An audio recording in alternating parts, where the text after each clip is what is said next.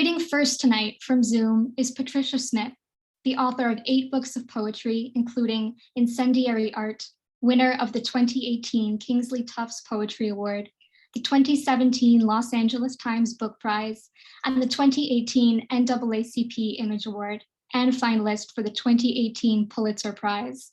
Should have been Jimmy Savannah, winner of the Lenore Marshall Prize from the Academy of American Poets. Blood Dazzler, a National Book Award finalist, and Gotta Go, Gotta Flow, a collaboration with award-winning Chicago photographer Michael Abramson. Her other books include the poetry volumes, Tea House of the Almighty, Close to Death, Big Town's Big Talk, Life According to Motown, the children's book, Jana and the Kings, and A History of Africans in America, a companion book to the award-winning PBS series. Her work has appeared in Poetry, the Paris Review, the Baffler, the Washington Post, the New York Times, Tin House, and in Best American Poetry, Best American Essays, and Best American Mystery Stories. She co-edited the Golden Shovel anthology, New Poems Honoring Gwendolyn Brooks, and edited the crime fiction anthology Staten Island Noir.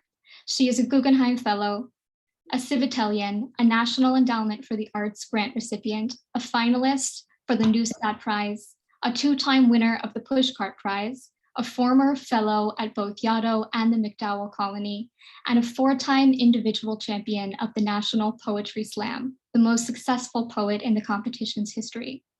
Patricia Smith is a distinguished professor for the City University of New York and an instructor in the MFA program at Sierra Nevada University and in the Vermont College of Fine Arts postgraduate residency program. Please join me in welcoming Patricia Smith.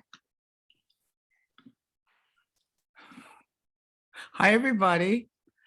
Wow, that was close. I was whizzing myself home from work and it was like 6:59 and 59 seconds or something. So I'm very, very, very happy to be here. And I see people I know. Hi, Scott. Hi, Mervyn. Hi, everybody. I used to live in Tarrytown and I used to be at the center all the time. I taught a class at the center. And I'm going to, later on, I'm going to read you a poem that had its birth there. If I can yell at people in my house to get the book that I need, but that'll be later. And I really appreciate it. Okay, so let's get started. Everybody good? Everybody ready for poetry? I'm so thrilled to read with Victoria and Erika. Wow, I really wish I could be there, everyone. I really miss that space. Miss the warmth that's there, miss Westchester, and I'm glad to see so many friendly faces. I was born on the west side of Chicago, and the west side is the part of town everybody tells you to stay away from. It still is, actually. And the West Side girl was like the bottom of the barrel in Chicago. If you were a West Side girl, there was nowhere for you to go but down. So I wanted to write a little defense of the West Side girl. So that's what this poem is. And my husband is sitting over here staring in my face while I'm reading. It's driving me crazy. It's like, go somewhere. Anyway, okay. The West Side is where I arced toward the idea of bloom. Under the city's most siphoned and skeptical sun as it spit dutifully toward rows of threadbare commerce and tilted storefront churches, toward fish shacks gnawed shaky by grease and gossip and that crippled mouse crowing wretched blue note beneath the stove, toward the Pilgrim Rest Missionary Baptist Church, toward my gold-toothed mama, toward my doomed daddy, and finally toward me, word drunk, scrawny and luminous with Vaseline, braids tugged stiff, my scalp roaring. The West Side is where I licked the gray slick of dubious swine and sucked marrow from stew bones, accepting murder as nurture. It's where I jammed plump peppermint sticks straight into the pungent guts of hot pickles and chomped until I was marked holy with stink and stain. West Side girls have always been enthralled by the failed muscle of everything tasked with ending us. Look how our butts and bellies travel, smooth as silver on water, how we got a million answers to the hisses from the doors of Lake Street taverns, a million ways to eat chicken, and a million languages no damn body knows. We are, all of us, the daughters of Gwen, baby girls of bow leg and explosive nap, our stout legs etched glorious by switch whooping and double dutch scars. Tell us how little we're worth, how ugly we are, how our double negatives scar the air. Tell us that our bodies are clogged with cheap meat. Say we'll never be Southside. Tell us how lucky we are that Chicago chose to own us, to dress us in unraveling thread and show us off in its dark rooms of whizzing bullets. We'll just keep on with this beauteous, standing wide like a wall and wearing all that wounding atop our gilded naps like a crown. Thank you. Thank you. Thank you very much. Something that I just left school, so I've been talking about poetry all day. And I'm talking to my students about writing toward things that they're afraid to write, things that they have been subconsciously avoiding, writing up to and then jumping back like it's a hot skillet. And I was in deep throes of depression for about 2 years, and just starting to kind of write about it. And this poem is about that. The sun, mad envious, just wants the moon out of the way. It knows that I tend to cling to potential in the dark, that I am myself only as I am beguiled by the moon's lunatic luster when the streets are so bare they grow voices. The sun has lost patience with my craving for the night's mass-produced romance, that dog-eared story where every angle is exquisite, and ghostly suitors, their sleek smells exploding, queue up to ravish my waning. Bursting with bluster, the sun backslaps the moon to reveal me, splintered, kissing the boulevard face first, clutching change for a jukebox that long ago lost its hunger for quarters. It wounds the sun to know how utterly I have slipped its gilded clutch to become its most mapless lost cause. Her eye bulging, the sun besieges me with bright. So I remind her that everything dies. All the brilliant bitch can do for me then is spit light on the path while I search for a place to sleep. Thank you. And hey, how much time do I have? Sophie, anybody with authority? You've got about 10 to 15 more minutes. 10 to 15 more minutes. Okay, that helps me a lot. Okay, so I have had this really strange relationship with my mother.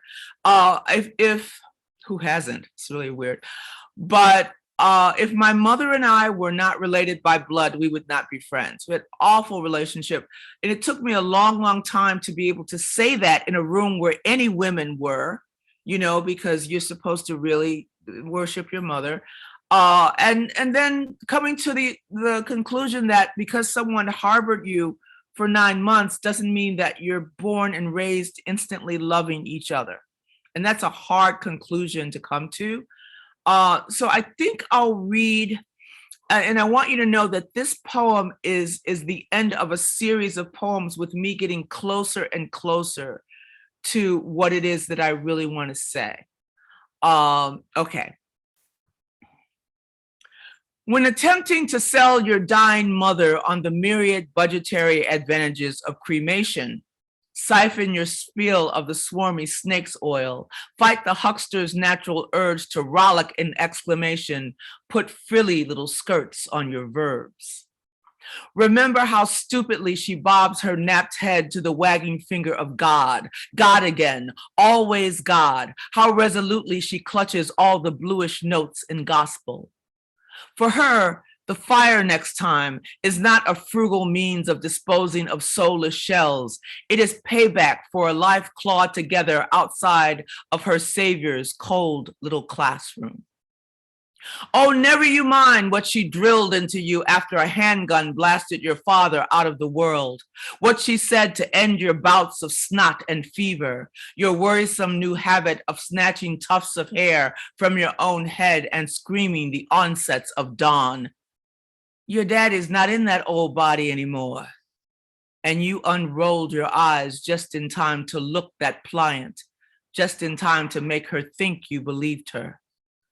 But now it's her stooped body in cue for the slab, her blessed temperature you're fiddling with, and God's holy directive shifts accordingly. She holds the tasteful funeral home brochures an inch from her eyes until their horrible words unblur, shakes her head at the insane cost of the gilded, Paul-born tribute she truly craves, and asks again for whatever's cheap. May her Lord forgive you as you just keep shuffling that cremation info to the top of the pile. You are thinking of all the damned paperwork glorious ceremony requires, the feel of scrawling your name over and over to officially end her. There will be too many syrupy, bellowing flowers draped over everywhere, the casket lid flipped open, your oblivious mother's vaguely whorish makeup job.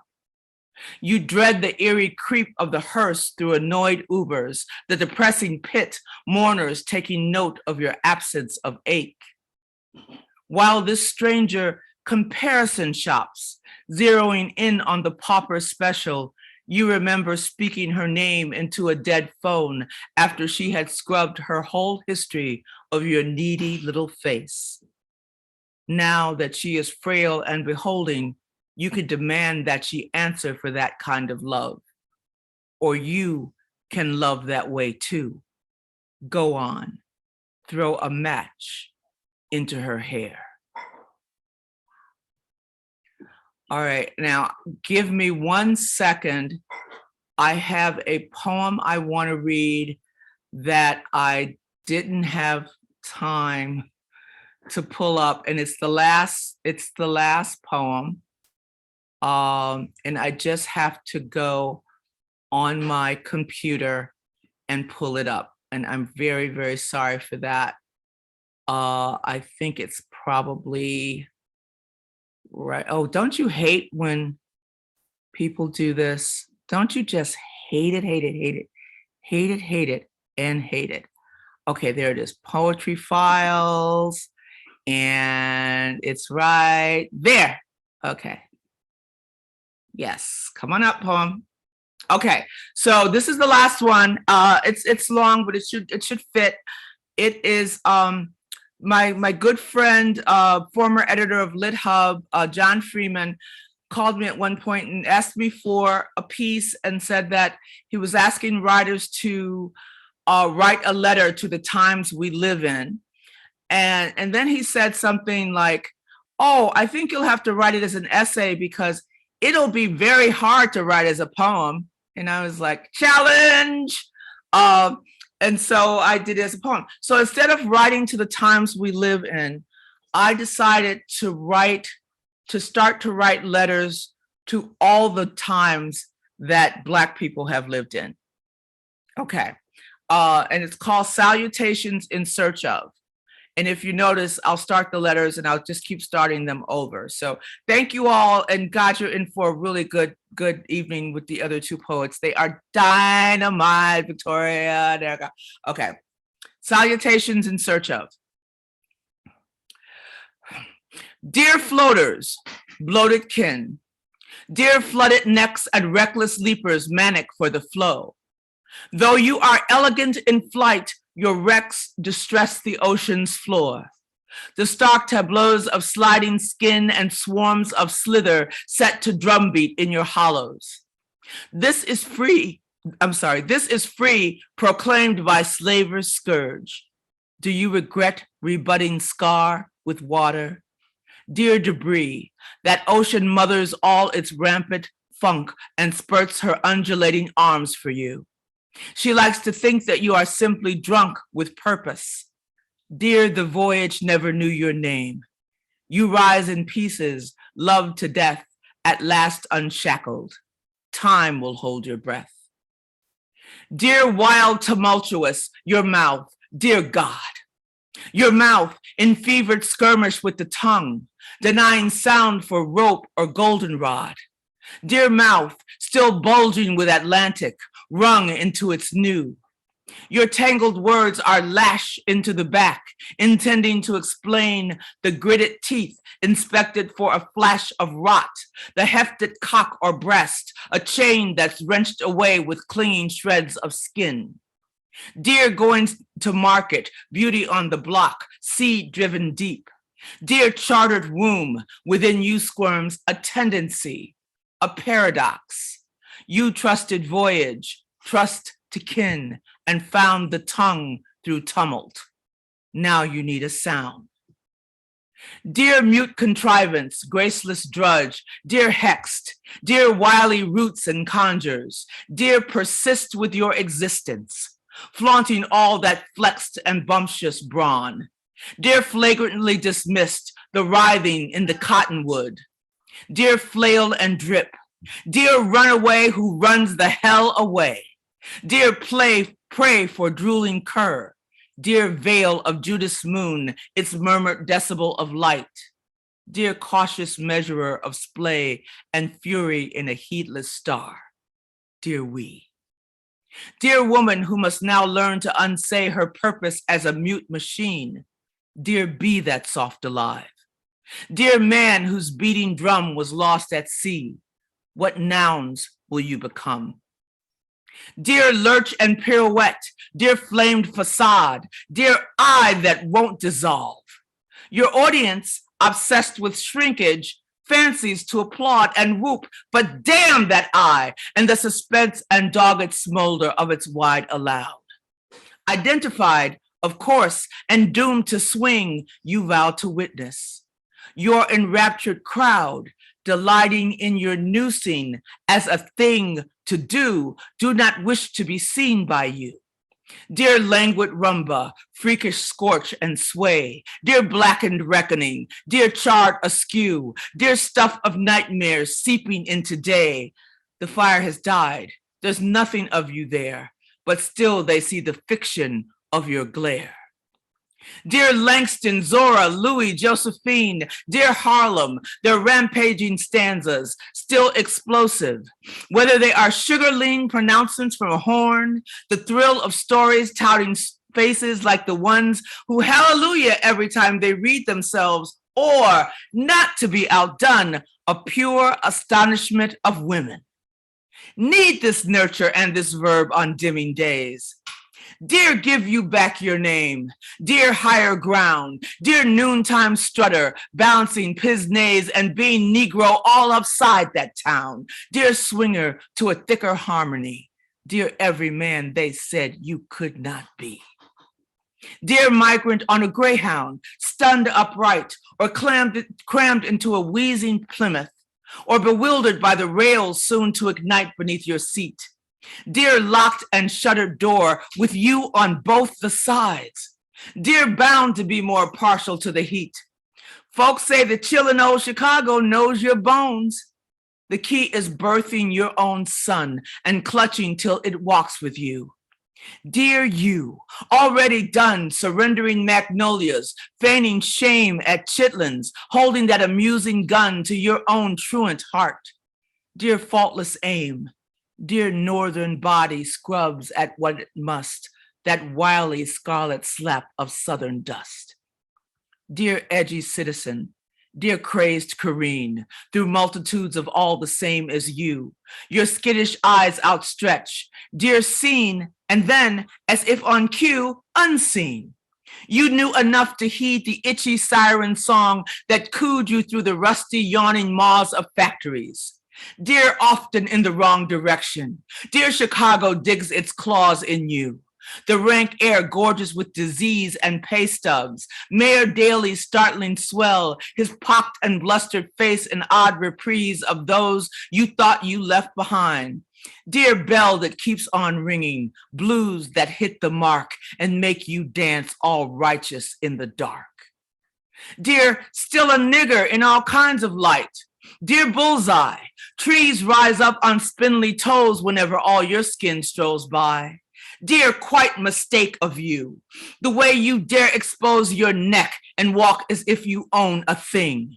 Dear blue on you, and don't you wish there was a ship, one chance to take a frenzied wing into the ocean?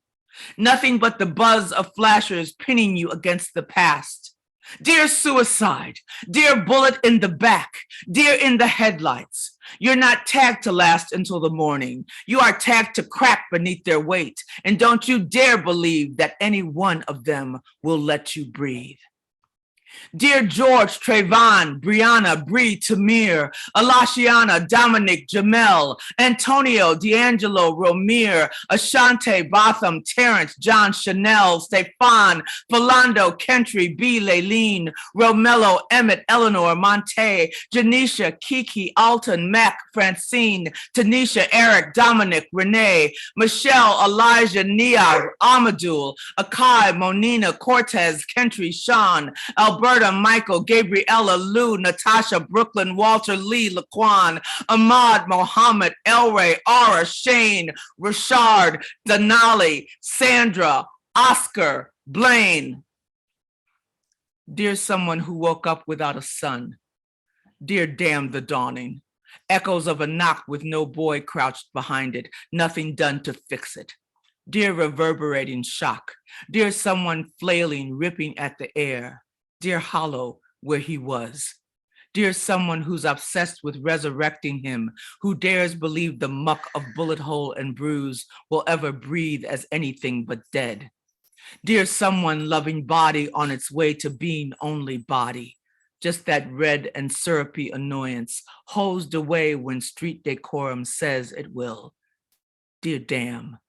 Dear chalk all washed to none. Dear traffic jam. Dear woman wounded by the things you've heard.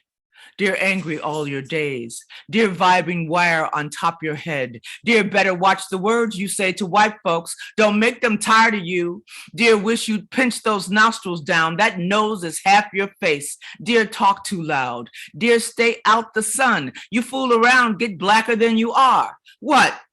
You too proud to settle for that ordinary man? Gonna be too late real soon. Dear, press those naps. And don't you dare tell me that you plan on yelling about that Black Lives Matter mess. Dear, who in the hell do you think you are? Dear, who in the hell do you think you are? Dear someone who woke up without a son and spun the blues. The singer moaned so hard the record skipped to save itself. Dear done so long. So wrong. Dear frying lettuce in the lard. Dear wonder could a matchbox hold your clothes. Your child's been scraped up off the boulevard. Since then, you ain't been yourself. Do you suppose some rebel yell can find you and hit you hard? Dear someone who has chosen just to rust instead of breathe. Here's how they lied to you. Your child will keep on dying, and you must keep punching play to watch him blue and blue until he trends. Then he's a photograph who laughs at you and rips himself in half. I rip another page in half. Dear, dear, and start again. Dear floaters, bloated kin, dear flooded necks, dear wild tumultuous your mouth, dear God, dear mute contrivance, graceless drudge, dear hexed, dear lurchin pirouette, dear flamed facade, dear Langston, Zora, Louis, Josephine, dear migrant on a greyhound stunned upright, dear edgy citizen, dear crazed Corrine, dear still a nigger in the neon's night, dear George, Trayvon, Brianna, Bree, Tamir, dear someone who woke up without a son, dear woman wounded by the things you hear, dear anyone who wakes up without the sun. Thank you. Thank you all very, very much. I appreciate that. Thank you. We felt like you were here with us, even though you were on Zoom. That was a feat that I haven't really seen so far in this hybrid world. It really felt like you were here. And thank you, Sophia, for being there on Zoom and hosting that section of our reading. We really appreciate it. We're so excited now to have Erika Meitner here. You were here for your last book and you've generously come back. So we're very happy to have you back. Erika Meitner is a first-generation American born and raised in Queens and Long Island. She attended Dartmouth, Hebrew University on a Reynolds Scholarship, and the University of Virginia, where she received her MFA in creative writing as a Henry Hoynes Fellow and her MA in religious studies as a Morgenstern Fellow in Jewish Studies. In 2015, she was the US-UK Fulbright Distinguished Scholar in Creative Writing at the Seamus Heaney Center for Poetry at Queen's University, Belfast. And in 2001-2, she was the Diane Middlebrook Poetry Fellow at the University of Wisconsin Institute for Creative Writing. She has received many additional fellowships from MacDowell, the Virginia Center for Creative Arts, the Hermitage Artist Retreat, and the Blue Mountain Center, Bethany Arts, which is right here near us, and the Sewanee Writers Conference. Her poems have been anthologized widely and have appeared in many publications, including the New York Times Magazine, Southern Review, The Believer, the Kenyon Review, Tin House, the New Republic, Plowshares, and APR. She is the author of 6 books of poetry. Her first book won the 2002 Robert Dana and Hinga Prize for Poetry and was published in 2003. Her second book, Ideal Cities, was selected by Paul Guest as a winner of the 2009 National Poetry Series and was published in 2010 by HarperCollins. Her third collection, Makeshift Instructions for Vigilant Girls, was also published by Anhinga in 2011. Her fourth collection of poems, Copia, was published by BOA as part of their American Poets Continuum series. Her last collection, Holy Moly Carry Me, was published by BOA in 2018. It was the winner of the 2018 National Jewish Book Award in Poetry and a finalist for the 2018 National Book Critics Circle Award. Her 6th book of poems, Useful Junk, was just published by BOA. She's currently a professor of English in the MFA program in creative writing and the undergraduate creative writing program at Virginia Tech. And you can order Useful Junk from BOA directly for 20% off, or you can get it right here with Cameron from the Village Bookstore. Thank you, Cameron, for being here to sell the books tonight. Please, everyone, help me welcome Erika Meitner.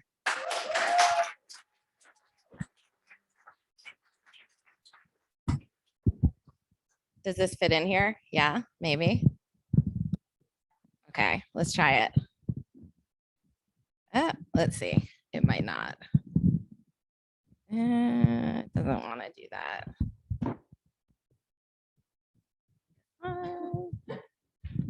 Are you AV literate? No. More. Thank you. Uh-oh, no. Is that working? Yeah, okay, great. Okay, can everyone hear me? Yeah, thank you, Jennifer. Patricia, I can't believe I have to follow you. Come on. I love you. Patricia actually blurred my new book. Thank you for that. You're welcome. I love that you're here. I'm like reading straight to you. It's great. Thank you everybody for coming out for embodied poetry. I've been on the road for like 4 weeks and it's so nice to see humans. And I'm delighted to be reading with Victoria and Patricia. Thank you, Jennifer. So this book, a lot of the poems are epistolary, and some of them are letter poems to a millennial named Hillary. And I started writing this book around the election, so some people thought I was writing to Hillary Clinton, but I wasn't. This is an actual human named Hillary Adler, who is a millennial who we wrote each other letter poems back and forth for the 4 years of the Trump administration, basically, as a way to get through it. And she was living in New York City at the time. And so this is a poem to Hillary that I wrote at an artist residency. And my friend Rachel is back there, who we were at Bethany together. Letter to Hillary on the radical hospitality of the body. I want to tell you something about the body, though I'm not sure how to articulate it exactly. I've been trying all morning to write a meditation on the sensory, on touch, delineate between kinesthetic and haptic, and instead I am staring at the white hard-boiled egg I took from breakfast rolled on its side on my white desk. Instead, I am fielding texts from my sister, who had a baby last week and says she has uncontrollable chills and wonders if this is normal hormonal postpartum stuff or what. I don't know the answer, so I tell her to call her doctor in case it's an infection, because it's Sunday and I'm at an artist residency with period cramps and a slight hangover, since last night a painter opened the massive barn where they keep sculptures in process, put some beer on ice, rigged up his phone, and threw a dance party where we did our best to lose ourselves in darkness and summer and Saturday night. Kendrick Lamar and Nicki Minaj, Kanye, and even Aretha, until our bodies stopped thinking of themselves at all, and we were only movement, limbs pressing through air, helicopters, drummers, wind-up contraptions, turbine engines, until we were all sweating profusely, taking turns standing in front of the lone fan, flapping our shirts up and out to let the generated wind cool skin we'd normally keep covered up.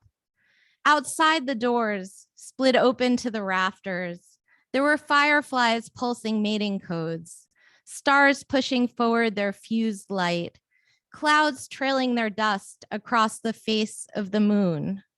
Like them, we leave traces behind of hair and skin, accumulations of bodily excess donated back to the earth, a measure of time and breath, like spit and blood and cum and piss. I have let so many things and people enter and sometimes inhabit my body for lengths of time. They're uncountable. And I'm sure you have too, despite the fact that the world tells us as women to stay vigilant and shut. This is not about void or gap or hole, what's missing or punched through or needs filling. Yesterday on the way here, I passed 2 storefronts in the same strip mall, Big Boys Guns and Ammo, next to Serenity Counseling Center. And then near the sheets, a hiker walking the shoulder of 460, carrying a giant wooden cross that was at least half the size of himself. This is where I'd insert something about violence and mindfulness, grace and perhaps suffering, but who knows why anyone carries anything around until it gets so heavy we set it down. Hillary, this isn't working. I don't know any more about the body than I did to begin with, except that I was surprised I still remember how to dance with abandon. It had been years. We carry our movements, muscle memory, scars of all kinds inscribed on our skin. And inside us, a space-time continuum that contains all the people and places we've touched and tasted and walked through and dwelled in. And as soon as we move through them, they change and vanish. So I will open myself again and again. What I'm trying to say in this small body of a poem is that our bodies themselves are without regrets, persistent and mortal and relentless.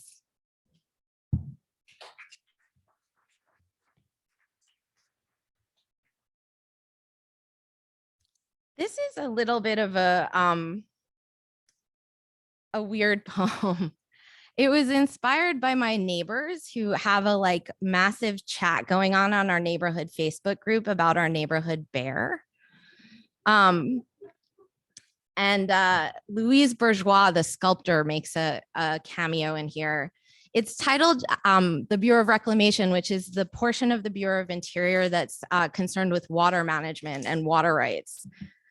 And one of the things about this book, Useful Junk, which is my latest book, is that a lot of the poems are about desire and time and photography. But because of my family history, I'm what's called 3G. So my grandparents survived Auschwitz, and I'm a first generation American. My mother was born in a refugee camp, a displaced persons camp in Stuttgart after my grandparents were liberated from Auschwitz. And so a lot of the poems are kind of like normal things, normal things, normal things, Holocaust. So that's sort of how I roll. The Bureau of Reclamation. We, the loyal companions, we who are hyped about everything, we who cross the thresholds of accountability, our songs of praise sound like gunshots. We, the supermarket shoppers, we, the leggings as pants wearers, we, the shade throwers, the riven in nostalgia itinerants, who avoid our mail at all costs, who remember all our exes unequivocally. We, the hypervigilant, we who collect regular explanations of benefits, we who worry about food security, we, the invasive species, we who dwell mostly in the body, we who buried our long-suffering ancestors.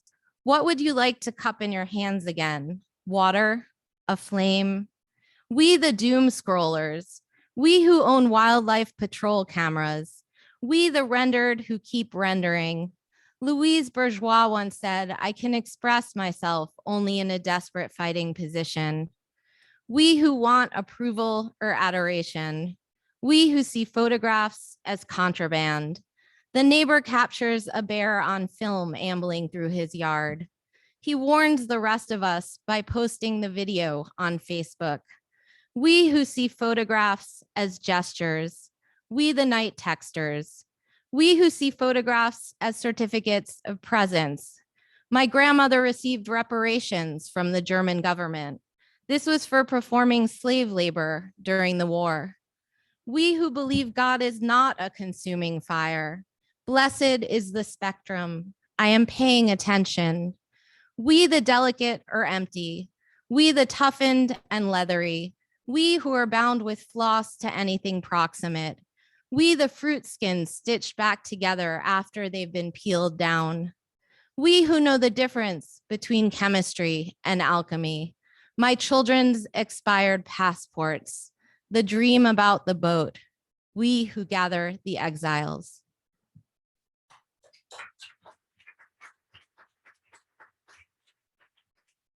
Are there any other like latchkey kids here from like the 80s? Maybe. Does everyone know the show Highway to Heaven? No, it was an offshoot of Little House on the Prairie with Michael Landon and Victor French. Does this sound like vaguely familiar now to people? A little bit. You don't need to know anything about it except that they were like angels dropped into these weird scenarios on Earth. It was as terrible as it sounds, but it appears in this poem. A temple of the spirit. Let's say you are on a plane, and before the plane rises to clear congregations of treetops and blue-gray mountains, you watch the woman who called you up by zone number, then scanned your ticket.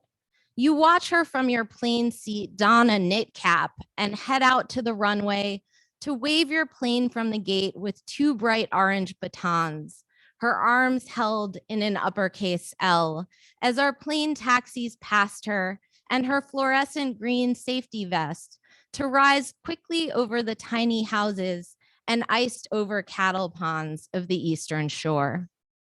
Let's say that now you are on that plane, thrusting itself deep into clouds, which enshroud everything for a moment in a dense halo of whiteness that is not fog.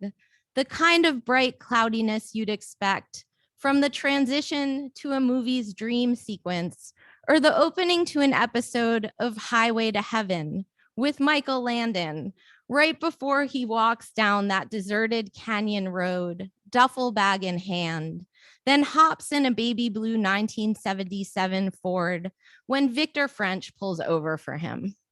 In the show, Landon is actually an angel stripped of his wings. He and French, a retired cop, are given assignments by the boss to help troubled humans overcome their problems. What I'm saying is sometimes we are asked to arrive in a new city and assume the identities of business employees or civil service workers for the greater good. Or sometimes we are forced to hold out our arms like cheerleaders for a team we don't believe in, as if our bodies can influence the score no matter what we are thinking. But what if the team is humanity? I don't know if there's a God, but sometimes we are asked to carry a baton for long periods of time, as if we're in a relay and can hand it off to the next person, waiting usually somewhere other than the place we began, though that action is so tricky and fails often. I hope the gate woman was L for team liftoff or levity or love of the human race. Luck for our tin can with twin engines newly cleared of snow. Let's say yes.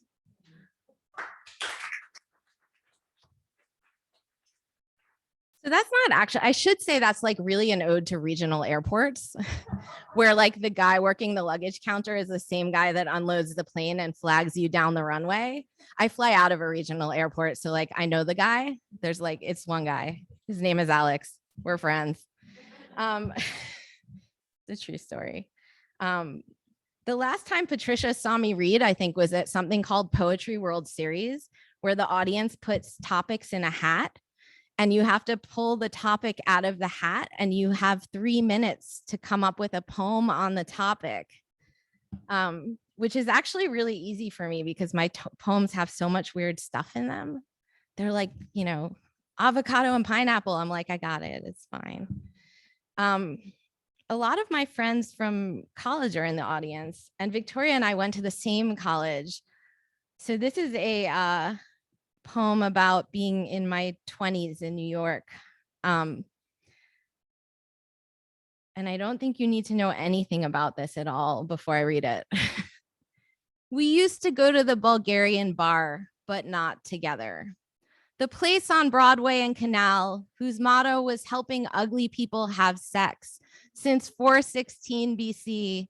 And it probably had another name, but everyone only knew it as the Bulgarian bar, where Gogol Bordello frontman Eugene Hutz, who is sexy in that sweaty limber way, like Mick Jagger, but much skeezier and with a thick Ukrainian accent, DJ gypsy music. And we figured this out somehow while reminiscing about our 20s in New York City via text. And our 20s in the city were PowerPoint temp jobs. We're stealing rolls of toilet paper from restaurant bathrooms. We're pagers and flip phones and pay phones. We're July subway platform infernos. We're whiffs of hot copper and pee and trash.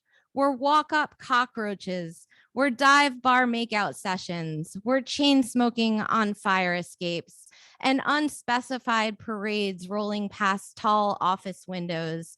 We're brick facade or window casements falling to the sidewalk and shattering at our feet.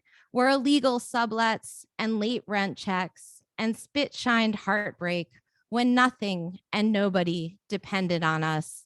And she said, "Did I tell you I headbutted a girl in the face there one night dancing? Not on purpose, but still."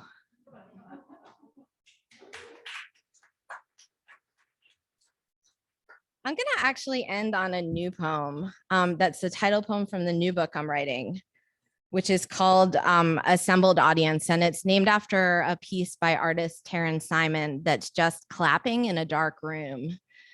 Helene Cixous, the feminist philosopher, makes a cameo in here. And it starts with a, so I didn't know this was a thing until I spent a lot of time in Florida.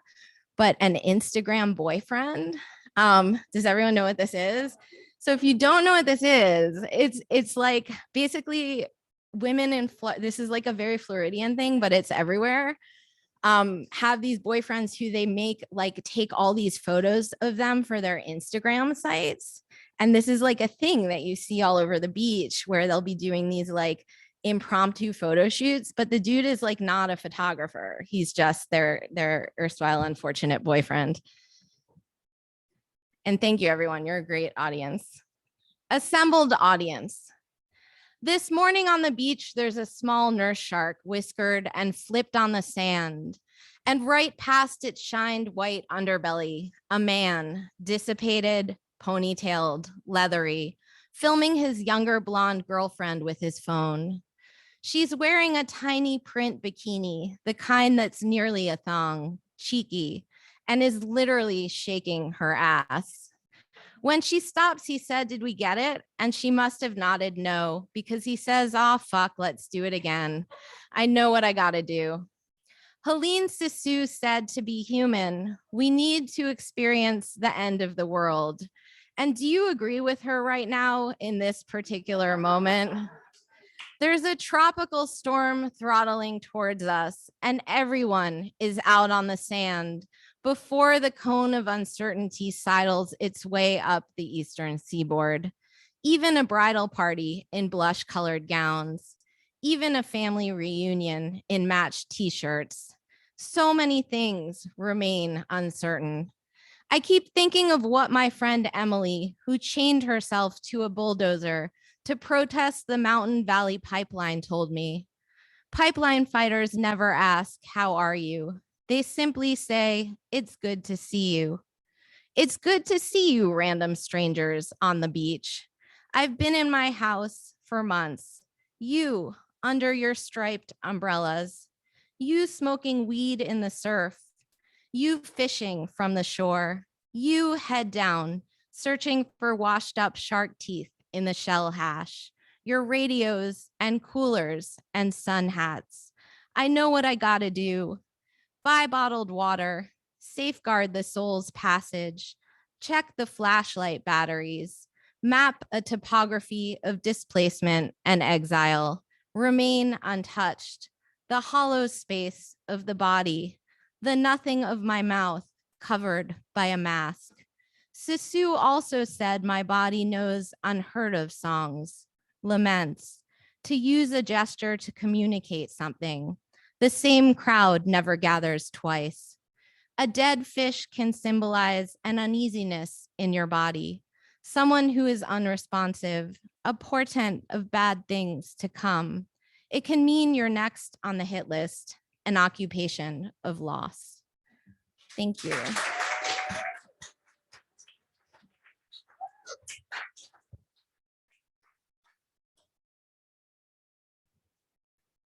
Wow, thank you so much, Erika.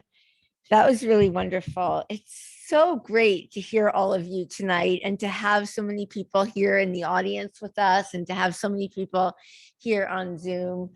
I love the repetition of both poets we've read tonight, all the repetition in the language. It's really great to hear all of you read together.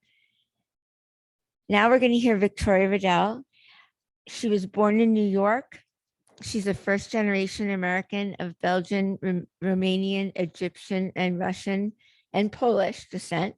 She attended Dartmouth and Columbia University. She's the author of 4 books of poetry and 5 books of fiction. Her new novel, Before Everything, was published by Viking in June 2017 and was published in the UK, France, Italy, Germany, Poland, Turkey, and China. Her novel, The Border of Truth, came out from Counterpoint in 2007 and weaves refugees and a daughter's awakening to the history and secrets of her father's survival and loss. It was a Barnes & Noble Great New Writers Discovery Selection. Loverboy came out in 2002 from Grey Wolf and was awarded the 2001 Gable Novel Award and the 2002 Forward Silver Literary Fiction Prize, and was also a Los Angeles Times Best Book. It was adapted for a feature film directed by Kevin Bacon. Swoon came out in 2003 and was a finalist for the James Lawton Award. Her work has been widely anthologized and translated. Her fiction, poetry, and essays have appeared in numerous magazines and journals, including the Harvard Review, the New York Times, the LA Times, the Oprah Magazine, Elle, Bomb, and Noon. She is on the graduate and undergraduate faculty of Sarah Lawrence College and is taught in the graduate writing programs of Columbia and Vermont College. She was the McGee Professor at Davidson College and has received fellowships from the Guggenheim Foundation, the National Endowment for the Arts, and the Fine Arts Work Center. And please, all of you, if you can, buy the books tonight, because it's really hard to launch books during the pandemic. So please help support our writers. And thank you so much. Please help me welcome Victoria Riddell.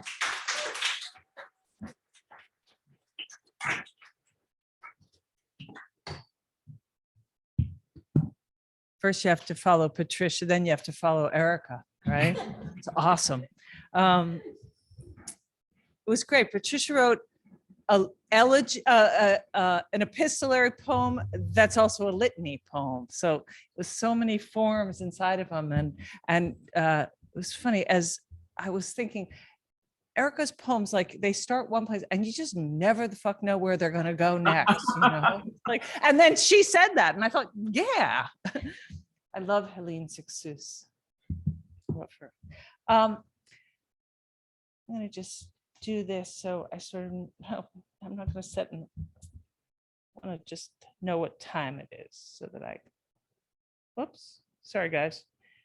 Stopwatch? That's not even a stopwatch, man. I don't know what that is. That's like in a circle. Forget it. Okay, I'm gonna just look at the time.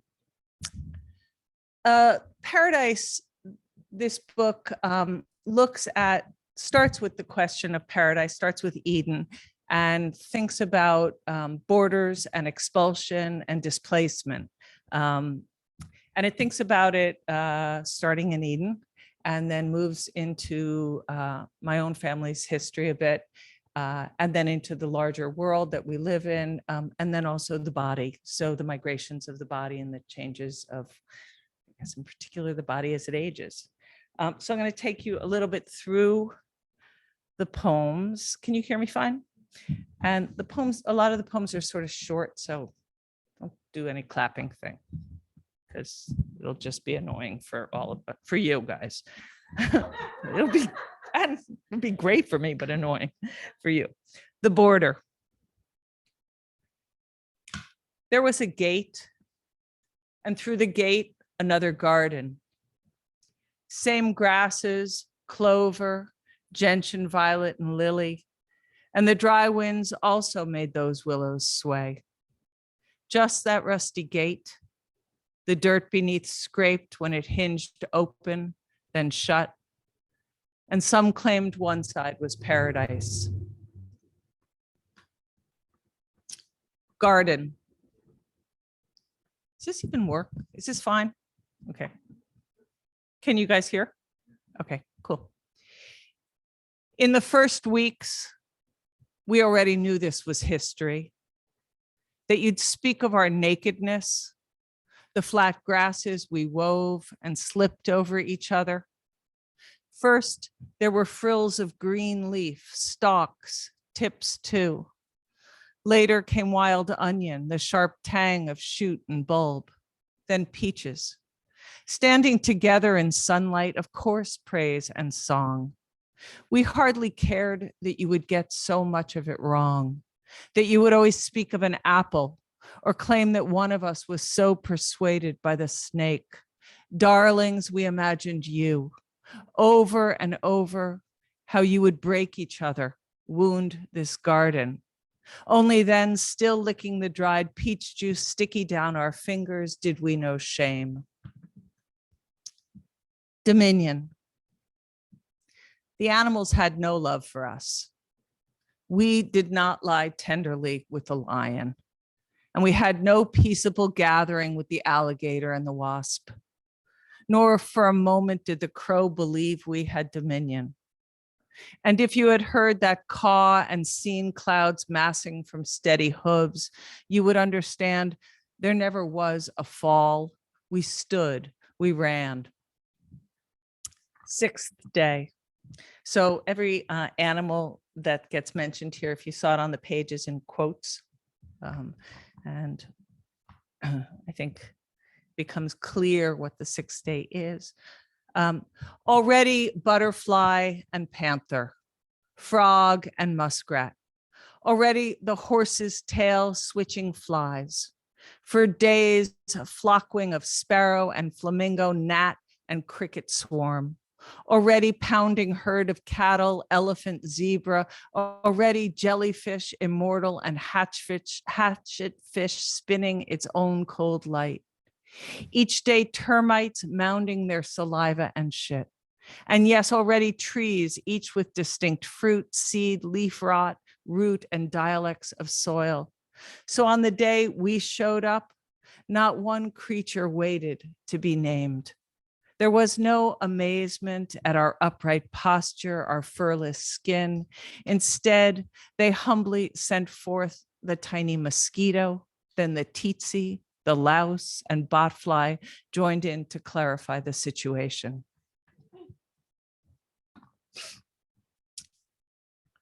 Origin.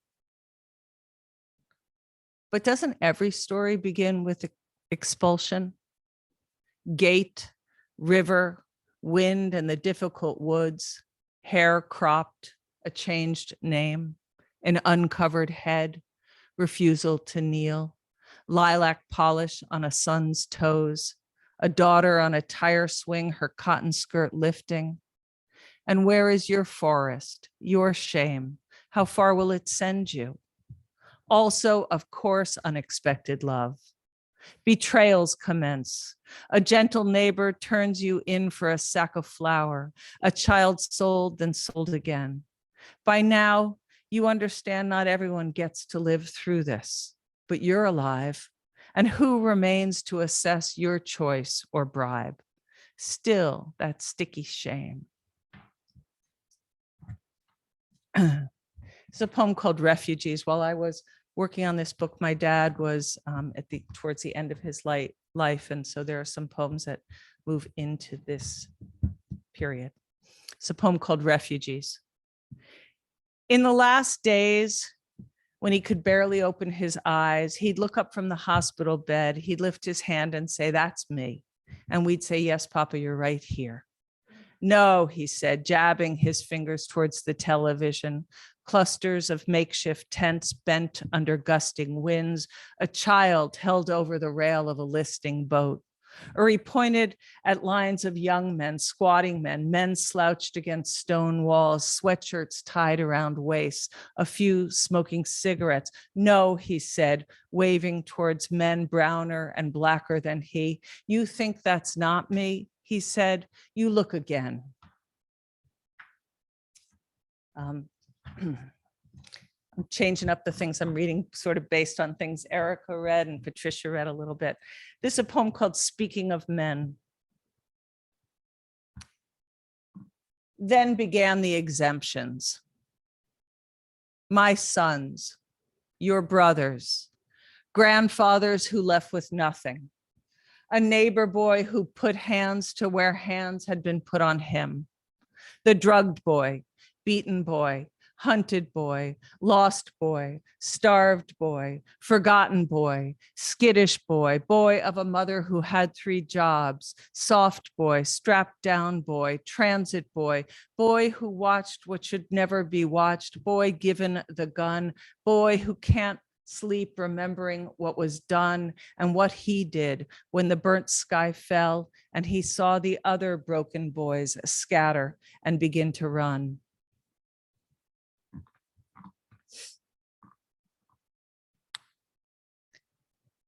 So sending this one out to Erika, another first generation kid. So this is a poem called Tributary. Is it just me, or does every immigrant's child have memories of a marshy bank overflowing and someone gutting fish? If I'm walking the path hugging the Hudson, how is it I'm in Romania birthing my mother in a high bed? In another home the family abandons just in time. Come on, I'm nobody's child anymore. Everything is just in time. Another war in another disputed city wrapped in a frayed kilim. My days crowded and official, 5 years of bribe the guard takes while Matis wastes in solitary. Nights in the Ural Mountains, displaced persons camp, Aunt Riva's frozen toeless feet burn against my legs. Now a lush spring, floods of refugees camp along the Seine, and Persian papers keep a star off my mother's coat. Then memories torrent, the boat tipped, suitcases lost, lines of history snapped. I'm wrists sunk, searching the tributary of the Prut and Danube.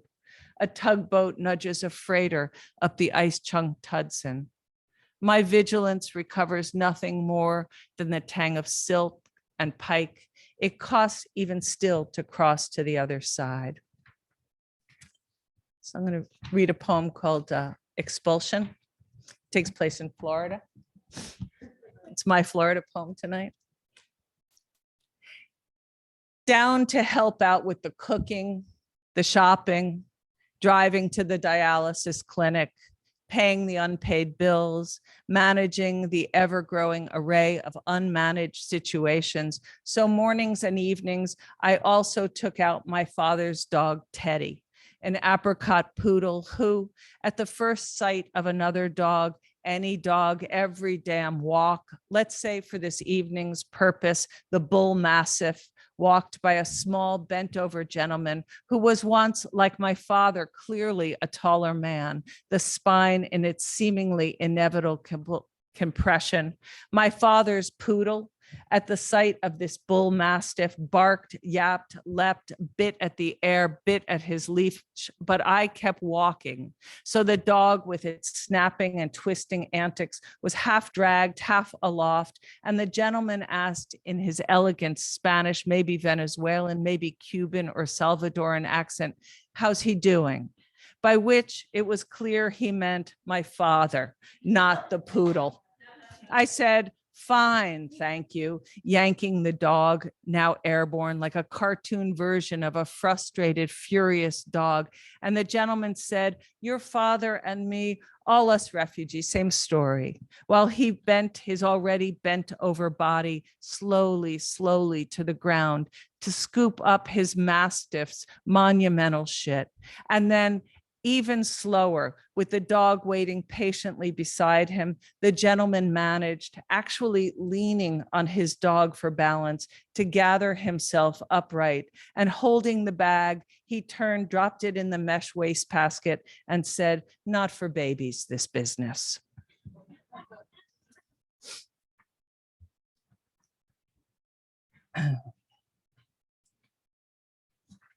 It's a poem called Snake. After at most a year, maybe two, showing off how it circled their necks, slid down and out the bottom of a t-shirt, how they fed mice on ice from an open palm, jaw unhinging to take it whole. My sons had no time for the snake when she'd go milky-eyed, slowing until her dry length coiled into days and days of such gray stillness, I'd knock the glass tank to make sure she was alive. Then maybe I'd be making the bunk bed or folding baseball pants when the edging began, a restless roughing against bark chips, rubbing forward along every available friction until the split when she'd press out of herself, leaving the long opaque shed. I loved it every time. I don't mean the emergence, though yes, there was that, how she'd fold and stretch glossy and clear-eyed. No, I loved the papery scaled ghost I'd lift up, not to commemorate her chance to begin again, but the cold indifference to whom she'd been. And tempted to read a New Hampshire poem in celebration of where we went to college, but I'm not going to. I'm going to read just 3 more poems. This is a poem called Pleasure. All my life, my friend tells me, I was dragged around by lust. She slices a piece of pecorino and lays it carefully over a section of green apple. Honestly, she says, it yanked me down more alleys and into more palaces than I can remember. Tethered, she laughs. What a relief to be free of it, she says. Not that I longed to be free, not then. Then I lived for it. But when it was gone, it was gone. Suddenly, there is a good deal more to consider each day, she says. Just washing plums and pears. You'll see. The tilt of them drying on the cloth. Don't get me started on the cardinals.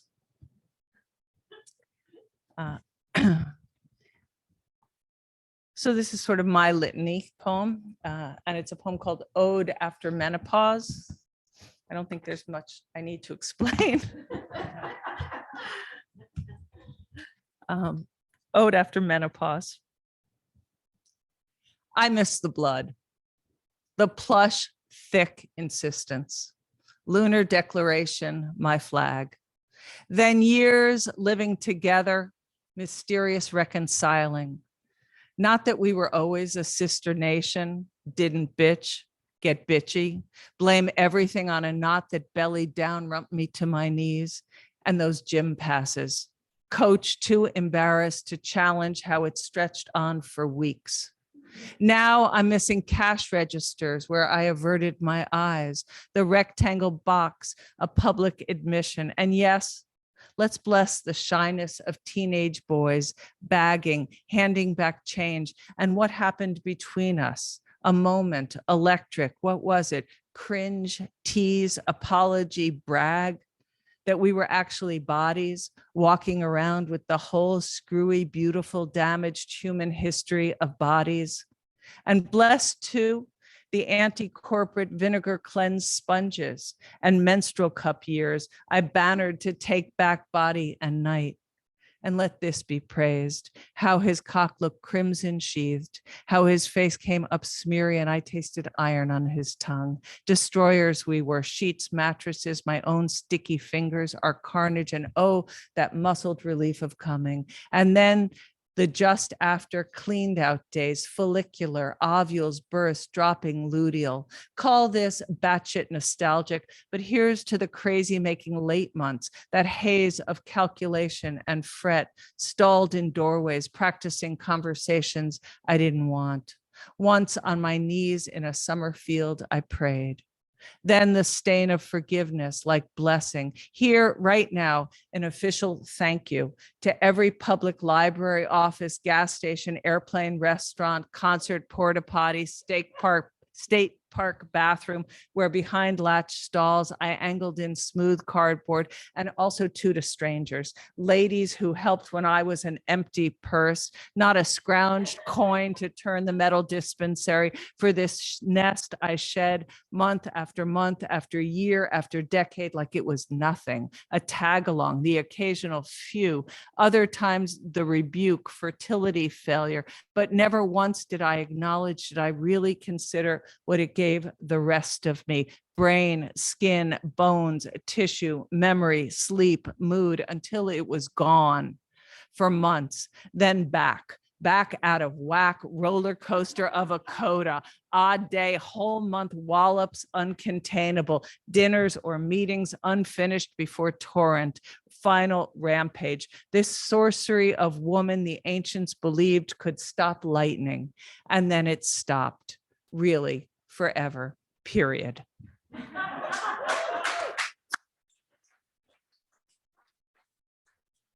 I'll just stay in kind of the older mode. And this is the last poem I'll read, and it's called Only Paradise. Please know, I would not strip back a single year from how we make love older bodied.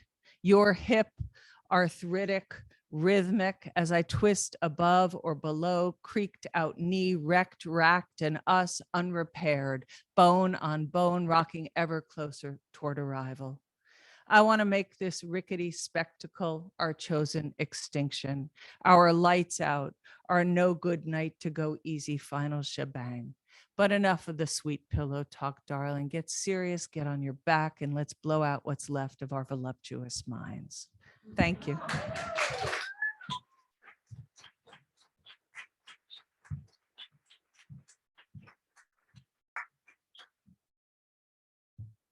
Wow, what a night. Could we have the poets come up to the front of the room and we could ask questions?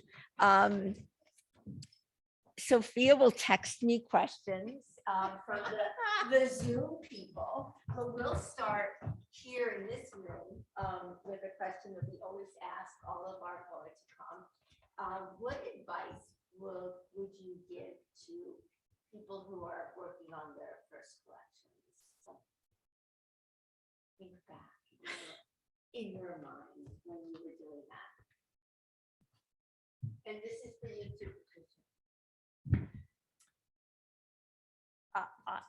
I'm like, what do you got? Here's what I got. I got what was given to me. So when I was working on a first collection, I had the great good fortune of having had as a teacher and then a mentor, Stanley Kunitz. And I would, over the couple of years, when I would feel it closer or ready, I would bring my manuscript to Stanley and he would make me a martini and we would have a martini. So everything got better then, right? And then the first time he said to me, "What is the myth inside this book?" I didn't know what he was talking about. I was like, "What you talking about, Stanley?" And he's like, "What's the central myth of it?" And it made me think about the arc of a book. And I hadn't, I was just writing poems and seeing how they went together. And then the other thing that Stanley said was, take your time. You only have one book that's your first book. And let it issue forth when you feel you're really ready, and don't just like get on the horse because there's a horse right there. So that's what I got. What do you got? I kind of want Patricia to go next. Can we? I didn't hear the question. What was the question? The question is, what's the advice to someone for a first book, on their first book? Oh, Erika. No, that's like really hard, right? It's like a hard question. I feel like Victoria's like, I'm gonna channel one of our sage poets. But yeah, I don't know. Like, I guess I'll just say I don't write project books. Like, I write more mixtapey books. And for me, the most important thing is finding a physical space to actually like put the book together. And so like using like a wall to tape up all the poems and rearrange them. And that's a really pragmatic answer. But the second thing I'll say is that I'm actually really bad at putting my own books together. So if you can't put your first book together, like that's actually not a moral failure or a personal failure. And I'm really great at doing it for my students and other people. But I have my friend Keisha Kuipers puts all my books together. Like I send her these horrible piles of poems in terrible orders that are like 120 pages, and she hacks them down to 64 and takes out everything that shouldn't belong in there. And so find yourself a really good friend who's a great editor is my best suggestion. Wow. Find yourself a really good friend is cool. I think probably before your first book, you're going to be buffeted about by a million voices. And every time you read a poem that you like, your next 5 poems are going to sound just like that. It is imperative that you find yourself in there. It's really good to say, oh, what's successful? What book is winning awards? What's what's winning the first book prizes and all that. And then you'll try to follow some weird form. And that happens. I mean, what happens is eventually you will fold in what you need from other poets and you'll stamp it with your own little signature. I think if you get stuck following someone or following someone's form or writing what other people tell you to do in order to be successful or to win something or to be published somewhere, you'll get stuck and you'll be doing that for the rest of your career. So I think before the first book, you need to, I had one teacher who said, go out and get hit by a car, live a little bit, you need to hurt, you need to laugh, you need to party until you puke, you need to cry a little bit, and then you need to figure out what your root is. The idea is, I tell my students at the end of the semester that you should be able to put down a poem without your name on it, and I should know who you are. And if you can do that, if you can be that person, that writer, before your first book, it'll never leave you.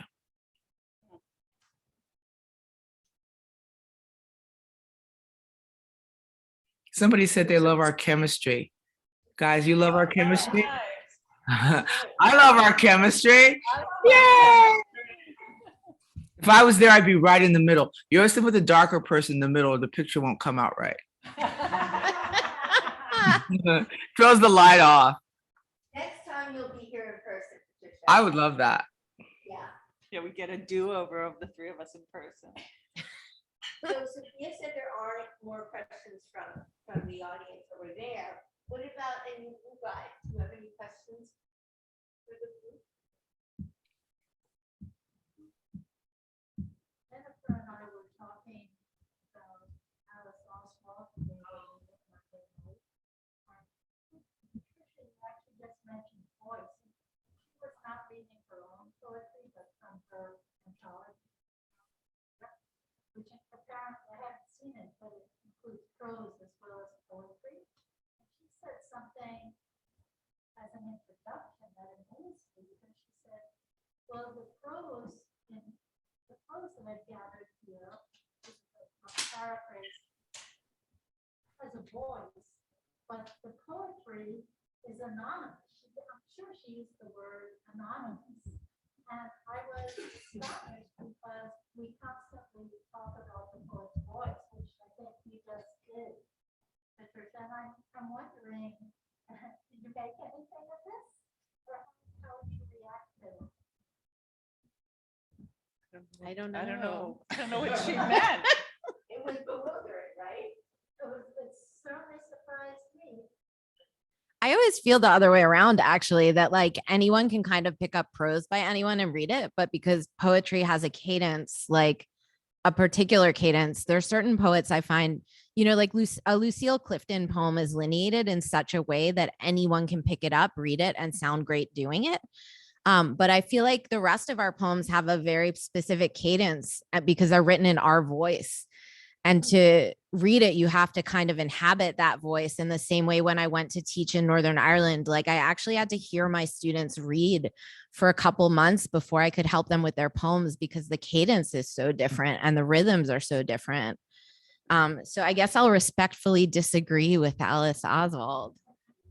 I'm trying to imagine what it was she was saying. Was she saying it was coming up out of like the deep well of poetry? It sounded something like that, yes, that it didn't really matter who wrote the poems. She even, I guess, put the author's names at the bottom of this anthology. She didn't want us to be colored by who wrote the poem. She didn't really want to say. So interesting. Yeah. Well, I'll say this, which I don't even know if it has anything to do with it, but I was just on a panel with Ed Hirsch, and over the pandemic, he's written a book in which just sort of to get through both the pandemic and the election and what our lives look like right now and the movement towards authoritarianism. He was thinking about poetry and democracy, poetry as a voice of democracy. And he starts with Anne Bradstreet and Phyllis Wheatley, and then moves to Dickinson and Whitman, and he's thinking about how all of them are voices inside of the conversation of democracy. And what he says, and maybe this is a little piece of this anonymity, is that inside of these poems, there are, that even if someone kind of errs, the next voice in poetry corrects them. So Whitman writes, Leaves of Grass.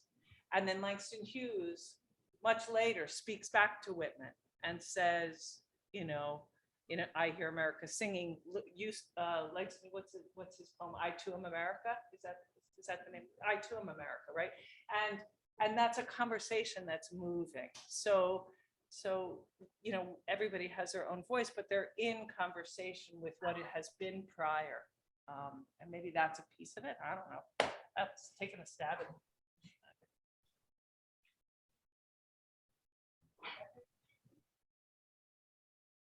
Are we ready with my book? Patricia, will you pour me a glass of that wine? I know. I'm like, Patricia's drinking a great glass of wine back that there. wine looked good. I was like, can you pour that glass over? Yeah. My husband brought me like a glass that looks like a bowl. I was gonna say it's huge. It looks great. Thank you for coming right after your class. Oh, no, it wasn't even really a class. It was, I had a meeting. We were, let me see, did anybody here graduate from Princeton? No, okay. Princeton's weird. So I'm only, I'm like a visiting professor there, right? So today we had a meeting, anybody can, what do you guys think about this? Anybody from any place studying anything in Princeton can apply to do a poetry thesis. Whether they have, whether they have Political science major. no, I've got my thesis student was psychology or whatever. You They- froze. Oh, who did? I did? Doesn't like this idea either. The room graduated from Princeton. Okay, you guys can hear me? Yeah, now we can hear you. Oh, okay. So anybody at all, you don't have to be an English major, you don't have to be creative writing. You can be like molecular biology and give us some poems in a proposal and and have a book when you graduate. So we had, So we had a meeting today where we were picking these new, the new thesis people. It was just very weird. And then my current thesis student they always having parties and luncheons and places where you can stick your pinky out. My current thesis student had invited me to an appreciation ceremony for helping her with her thesis. So that's where I was at. Actually, that's where I was coming from. So it wasn't like I hate to say, I was having actually a good time. And I got here just in time. So it was cool. But isn't that thesis thing weird? It is weird. It's weird. Like There's no craft. anybody can do it. It's like, because they've been told for all this time that they could do anything. So it's like, hey, I'll do a book. I heard Alice Oswald's name. That's all I heard. I heard that. I didn't hear any of that question. I heard the name, and then I heard Erika say, screw that. And that was it. So do we have any more? Are there any more questions? I like questions. No? That's it?